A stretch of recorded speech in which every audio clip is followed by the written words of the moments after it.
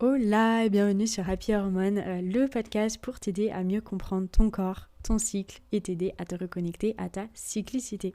Donc moi c'est Eugénie, je suis accompagnatrice de la santé féminine et ma mission c'est celle d'aider les femmes à se reconnecter à leur cyclicité, à apaiser leurs symptômes et bien sûr à faire de leur cycle une force.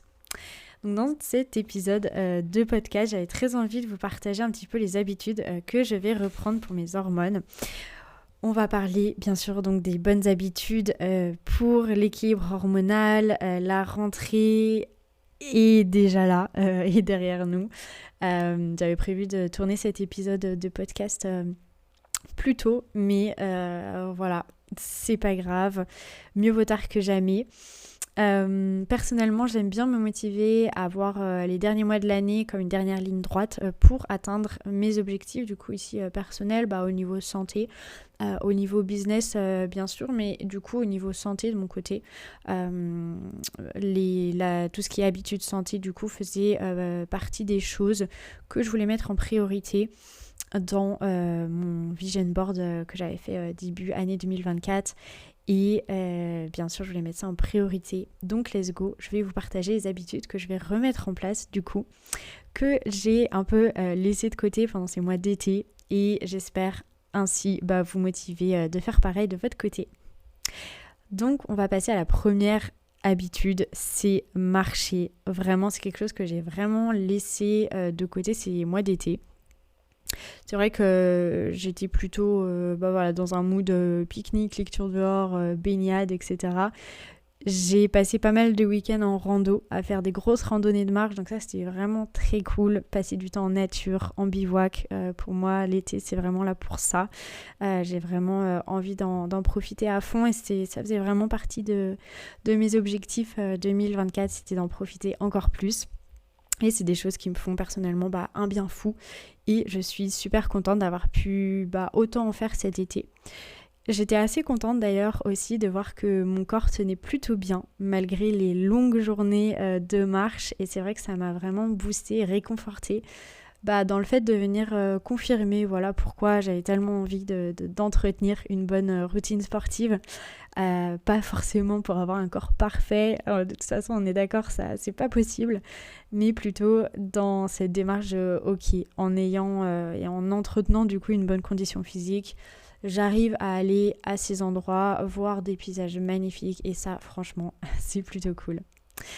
Mais du coup, pour en revenir à ce que je disais au début niveau marche et nombre de pas par jour dans la semaine, c'était vraiment ridicule, je vais être honnête avec vous.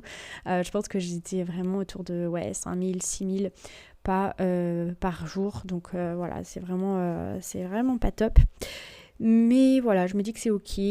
Au moins, j'ai quand même passé pas mal de temps dehors. J'ai lu beaucoup aussi, beaucoup plus que d'habitude. Donc ça, c'est plutôt cool. Je suis assez contente.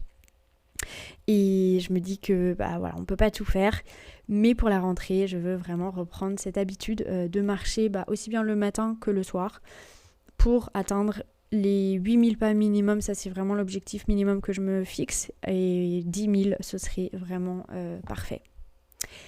La deuxième habitude que j'ai envie de mettre en place, c'est de m'hydrater suffisamment. Ça, c'est vraiment un gros problème chez moi. C'est un peu moins cet été. Voilà, j'ai quand même fait attention à mieux boire. J'ai toujours ma gourde à côté de moi et ça m'aide énormément. Mais du coup, de manière générale, je sais que c'est un petit travail que j'ai à faire. C'est je mange plutôt bien. Et c'est vrai que boire suffisamment a toujours été quelque chose auquel je ne pense pas assez. Et voilà, comme j'ai dit cet été, donc j'ai pris la bonne habitude de remplir ma gourde, de l'avoir toujours avec moi.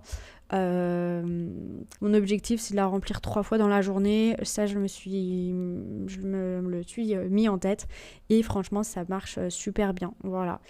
Le fait de l'avoir aussi constamment me pousse à boire plus, donc je la remplis le matin et je l'ai à côté de moi et franchement c'est quelque chose qui m'aide. Je le fais aussi pour les compléments aussi, pour éviter d'oublier de les prendre.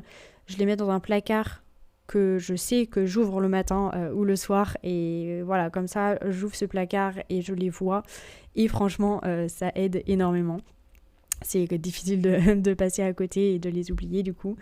Donc voilà, ça aide. D'ailleurs, pour la symptothermie, c'est quelque chose que je fais aussi et j'aime bien le partager à mes coachés. Je sais qu'au début, j'oubliais toujours de prendre ma température le matin. Et en fait, le simple fait de poser le thermomètre sur ma table de nuit à côté de moi, j'ai aussi appelé mon réveil prends ta température, voilà, avec un petit soleil. Et franchement, c'est compliqué de passer à côté. Et le simple fait d'avoir des aides visuelles aide énormément à maintenir ce type d'habitude. Donc ça, voilà, deuxième habitude, m'hydrater suffisamment. C'est hyper important. La troisième habitude, c'est d'écrire plus souvent et de faire plus souvent des exercices de respiration. Pour moi, écrire et méditer, c'est vraiment deux choses que je mets en place de façon plutôt irrégulière, vraiment que quand j'en ressens le besoin.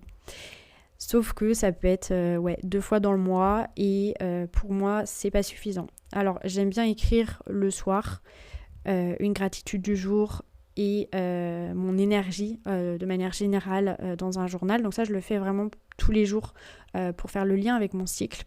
Je remplis ma fleur de cycle, je tiens aussi mes habitudes de tout ce qui est sport, tout ce qui est ce que je mets en place en fait pour mes hormones et ce qui aurait pu aussi dérégler mes hormones, ça je le note tous les jours dans un carnet.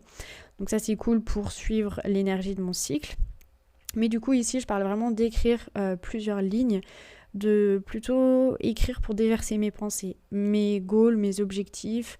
Je suis quelqu'un qui clairement réfléchit beaucoup, qui a constamment un petit vélo dans la tête. Et je sais que écrire m'aide énormément, vraiment passer 20 minutes à écrire. Et quand je me pose pour le faire, après je me sens beaucoup mieux. Ça c'est vraiment quelque chose que je veux mettre plus souvent en place.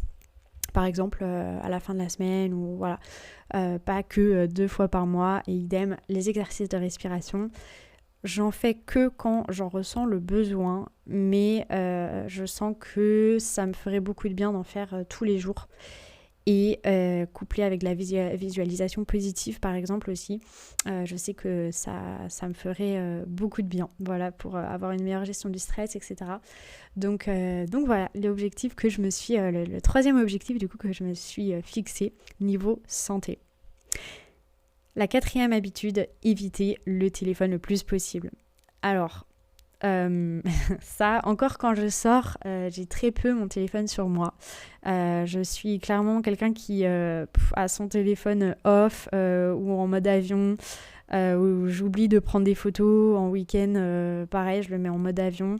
Quand j'étais dans les Pyrénées, par exemple, en trek, j'avais mis mon téléphone en mode avion pendant 1 semaine. Et j'ai eu aucun problème avec ça, à couper clair et net, à mettre mon téléphone off pendant 1 semaine.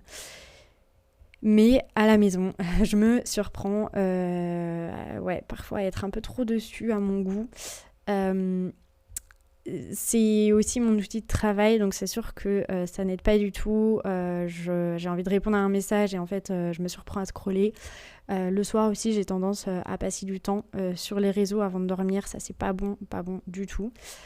Ou par exemple d'attendre que quelque chose cuise quand je fais mes repas et de scroller. Voilà, donc ça c'est pas bien du tout.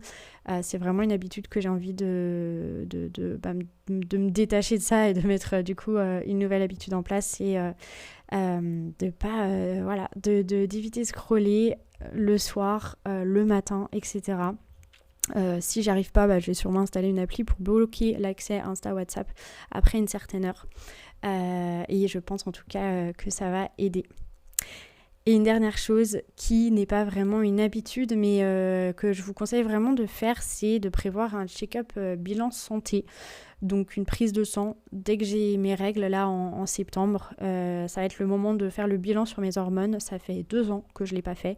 Et j'ai vraiment envie de checker tout ce qui est androgène pour mon SOPK, voir si tout est toujours ok, faire doser le fer, la vitamine D, pour voir si je dois faire des modifications au niveau complément alimentaire. Et ça, c'est vraiment quelque chose que je vous conseille de faire aussi chaque année. Ça permet de voir si tout est ok, de faire de la prévention santé, du coup, ce qui est ultra important.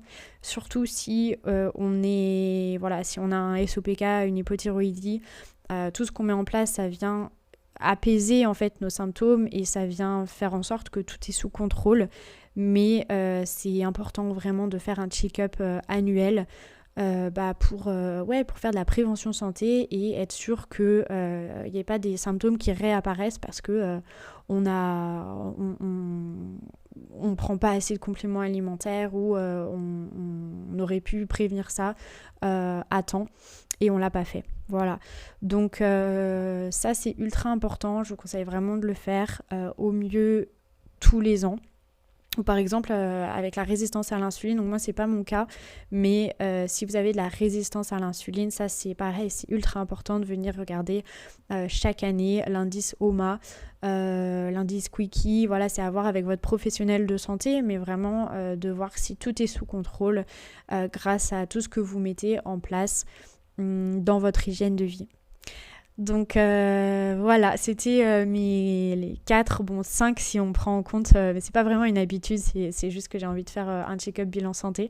Mais voilà mes 4 habitudes du coup par rapport à ce que j'ai envie de mettre en place pour les prochains mois. J'ai pas forcément parlé alimentation ni sport, c'est vrai que c'est des choses que j'arrive plutôt bien à mettre en place et forcément je compte bien continuer les choses que je mets en place à ce niveau-là pour cette dernière partie de l'année. En tout cas, j'espère que cet épisode vous aura plu. Restez connectés aussi parce que je vais sortir un atelier gratuit pour vous aider à mieux comprendre le SOPK, comment le prendre en charge du coup de façon naturelle. Donc ça va sortir d'ici fin septembre. N'oubliez pas non plus de réserver votre appel découverte si vous souhaitez échanger, savoir quelle solution s'offre à vous pour apaiser vos symptômes. Donc que ce soit l'hypothyroïdie, le SOPK, d'autres symptômes du cycle, donc SPM, règles douloureuses, projet bébé, etc. ou d'autres troubles hormonaux. Pour rappel, donc je l'ai déjà partagé sur Instagram, mais je vais augmenter le prix de mon accompagnement premium, du coup, l'accompagnement Équilibre ton SOPK qui est sur 5 mois. Je vais augmenter le prix dès début octobre, donc je vais laisser pas mal de créneaux d'appels découvertes pour vous permettre d'échanger et de savoir si je peux vous aider, si vous êtes intéressé en fait par un accompagnement 5 mois et si vous cherchez des solutions de votre côté. Vous retrouvez le lien du coup de l'appel découverte en description. Comme toujours, si vous avez des questions, n'hésitez pas à m'envoyer un message sur Instagram. Ça me fait toujours plaisir d'échanger avec vous. Si vous appréciez ce podcast, n'hésitez pas à vous abonner, à mettre 5 étoiles, à laisser un commentaire. C'est vraiment la meilleure façon de me soutenir et de faire connaître le podcast à d'autres personnes qui en ont besoin. Je vous souhaite une belle journée ou une belle soirée et je vous dis à la prochaine.